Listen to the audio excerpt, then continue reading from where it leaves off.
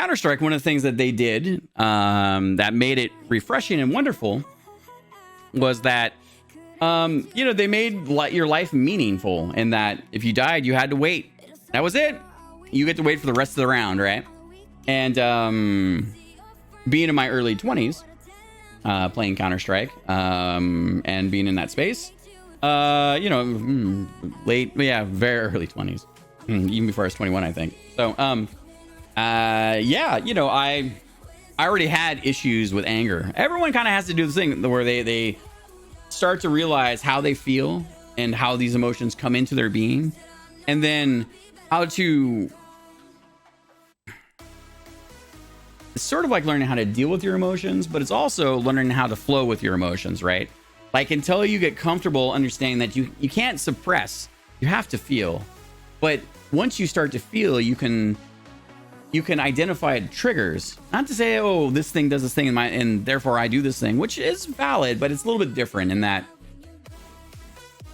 after I work through an emotion, I then try to understand, how that emotion was inside of me, like what I decided to do with it. Playing Counter-Strike at that point in my life, there were big moments. And I'm a very competitive person. That's the other side of it. I'm super competitive.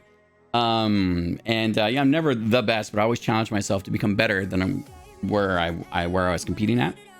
And I may have like broke a few keyboards, maybe a mouse. It's like dumb shit like that where you get really angry.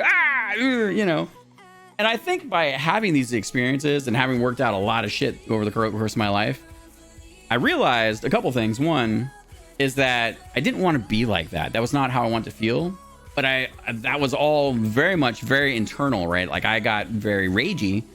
I never rage quit. I was never one of those types of people. And that's one of the great epidemics of emotional shit that I think gamers deal with. We have so many people that just want the I win button, right? It's sort of like and they just want to win. And so if they're not winning, they'll just quit until they go find out where they're winning, right? And how does that make it better for anyone? But anyways, I digress. So I learned a lot from those times and where I was at. And it's a long time ago. I don't really do look at that, Queen's Lair. I love it.